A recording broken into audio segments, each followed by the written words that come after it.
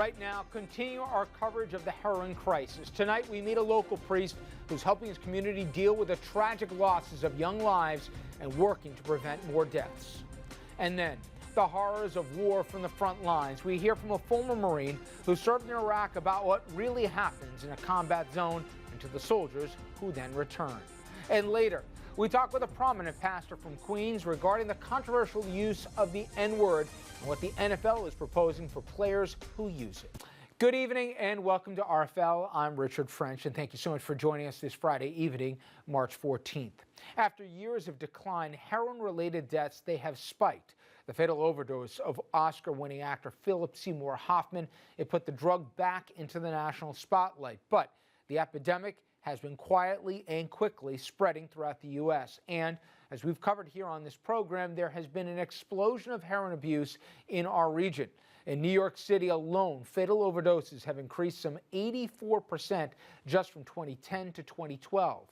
In the suburbs, we've seen the drug claim the lives of several young people, and we have covered the crisis from the perspectives of law enforcement, treatment counselors, and even the family of one young victim. And tonight, we hear from one local priest who has seen firsthand the devastating toll on our communities. The Reverend Vincent Druding, he, from Peekskill's Church of the Assumption, has presided over the funerals of 3 young people who died of overdoses in little more than a week. Recently, I spoke with the Reverend, and here is what he thinks needs to be done. I want to talk in a minute about some of the unfortunate experiences that you've had in your communities with heroin and the toll it's taken on so many families. But you have a fascinating background in how you came into this, and I think in many ways that also colors your connection to these folks. First, how you got to wear the collar, and like so many people, September 11th was a defining day for you. Yes, my first full day of work in New York, before I even entered seminary, was September 11, 2001.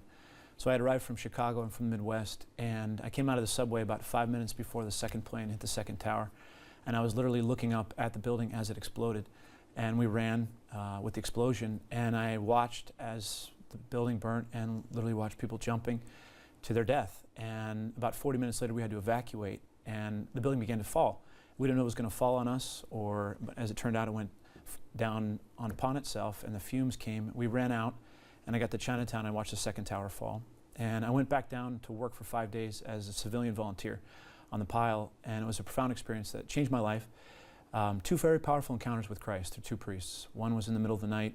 There was a priest who blessed a dead firefighter, and his brothers were carrying him crying. And in the middle of that darkness, it was some glimmer of the presence of God. And a few days later, a priest gave me the Eucharist, the Holy Communion, and I was exhausted. I could hardly breathe. I didn't know if I was going to die or not, and I went and took a nap. And in my dream, I had a beautiful dream. It was like the light and a beautiful presence. And I woke up and I left. And it was after 9/11, I realized I'm not ready to die, and that you could die any day.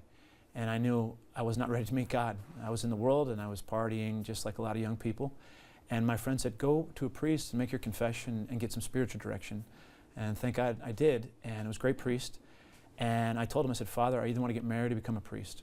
I thought I was called when I was younger, but like a lot of young people, I was like, come on, I want to do my thing, and Lord, leave me alone.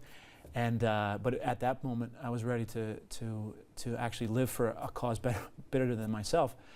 You were tested in terms of your own family through both loss and addiction.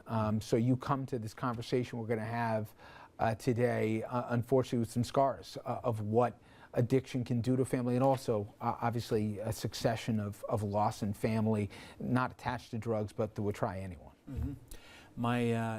Before I was born, actually, I had a brother struck by lightning and killed. He was 14, playing baseball in Chicago.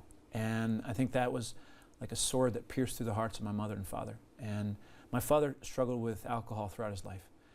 I thank God in my younger years, he recovered for several years when I was young into high school. But then he fell back again. And then he recovered again about 4 years before he died. I credit the prayers of my mom, to tell you the truth. But my older brother, who was 1 year younger than my brother Dan, who was killed by lightning, that was his best friend. And he fell in with a crowd in high school, and they started using drugs. And he struggled with drugs and alcohol all his life, and he ended up being addicted to crack. And also about 4 years before he died, through God's grace, he did quit. He recovered, but he went into a program where he actually helped others who were addicts, and realized that was going to be his calling, and bring them Christ and bring them to freedom. But I grew up in that family where addiction was part of our life, and I know the battle, especially that my mother went through, of having a husband and a son, who were sick with an addiction, and the struggles and how it affects the entire family. It's brutal. It's brutal. And so I thank God they both were able to recover before they died. My mom, in my first year of the priesthood, died suddenly, probably through a heart attack, but she was like a saint. She literally glowed with Christ's love. And about 2.5 months later, my dad and brother died in a carbon monoxide poisoning accident together at our home. And it was a tragedy for my family. But I had the grace, I guess God gave a grace to see. They both died shortly after having received Holy Communion at Mass. And I happened to be with them, and we celebrated a Mass for my mother, and a Mass for the healing of our family tree. And so I take confidence that they did die in God's grace. The losses and the trials and tribulations you faced prepared you, I think, for an amazingly tragic concentration of grief in the communities that you minister in. And 3 funerals in a short period of time, 3 young lives, all snuffed out, and heroin being a common denominator for all of it. Before we talk about those 3 lives, talk about what you've seen firsthand and what we've seen in so many other communities where it's not just the street junkies or whatever. You have middle-class kids from homes where they're loved that so suddenly get caught up in the throes of heroin addiction, and before they know it, you're officiating funerals. It's a shock. It's a shock, and yet it's the reality. It is so common for youth in Westchester County in particular and all around to use heroin. And it used to be a drug that was for people who were extreme in drug addiction. Not anymore. It's become a drug of choice among the youth, and it's an epidemic, and it's a huge problem. We have to address it and be honest about it. Put a face, if you could, Father, on what ages you're talking about that you see. Younger teenage till mid-20s. I understand from the research is that it's basically 18 to 29 is the fastest growing group of people using heroin, but certainly it can start earlier as well. And it starts with, usually people start smoking pot, then they graduate to pills. And the pills, the painkillers, which they get from prescriptions when people are getting oxycodone and other pills that their parents have, and they'll steal them and they'll start popping pills. And it's very common among the youth. It's very accessible. But the pills became more expensive, and heroin was so cheap that the kids that couldn't afford the pills would start using heroin because it was readily available, and it became so common. And the problem is with heroin, you can use it 3 times and you'll never get off unless you have an extremely strong will and you go through a radical recovery program, and you're going to suffer a lot. And it could be lethal, 1 shot, and you could be dead because often it's mixed with poison. And unfortunately, this is the result of what we've seen recently in our own community. In reading this story, it was chilling, where literally you were getting ready to officiate a funeral for a young life when all of a sudden one of your parishioners, I think, said, "Father, we got another one." Give an idea of those 3 lives in such a short period of time is kind of emblematic about how fast-moving this is and how unprepared everyone is for just the scope of what we're talking about. Absolutely. It was literally at the wake service of one young man, and I want to emphasize, all 3 were good kids. All 3, you watch at the wake, the pictures of them growing up, and hear the stories of their friends. They're good kids. Some played sports in high school. Normal, we would say, suburban middle-class kids. And they didn't want this. All of them were trying to get out of it. And this is how pernicious, how wicked this addiction is. Talk about the toll on families. You talked about from your personal experience with alcoholism and drug addiction, how it's not just the addict who suffers, but so much of the family. Talk about in the community, we're using those 3 families, or I guess even our broader context, what it's done to the families who've seen the kids. And we're talking 18, 19, 22 or something, about just the 3 that I'm mentioning. Talk about the families. The greatest pain I think anybody can experience is the loss of a child. And so from a human perspective, every mother and father, my prayers, my heart goes to them because it's brutal. I know about it from my own experience growing up, but having walked with them through the death of their children, it has cataclysmic consequences in their own life. The problem is they could speak as much as they want from the heart. They could speak as much as they want with reason.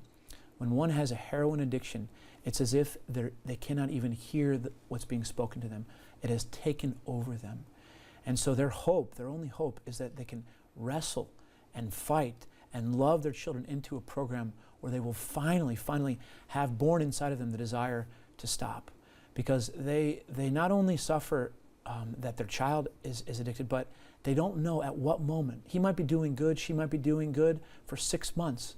They hang around the wrong friend, they go to the wrong party, and a moment they get some kind of little temptation, just one more time, and they could be dead.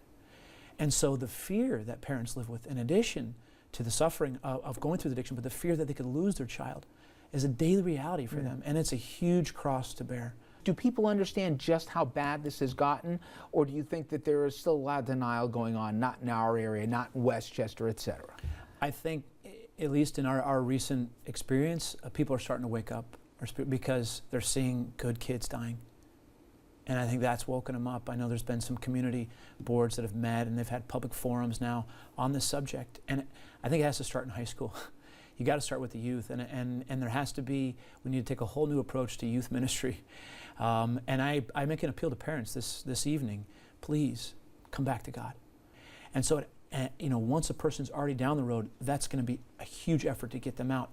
But it'd be so much greater to make a preventative effort and to say there's a healthier way to live. I wish that the youth would say, okay, yeah, you only live once. You know what? I'm going to say, I'm going to live my life, and I'm going to make the best I can out of my life. I'm going to spend my life living in service and love of others. And if I have a friend who's caught, I'm going to fight tooth and nail to save that kid. Coming up next, a former Marine gives an inside look at the struggles of war, both on and off the battlefield.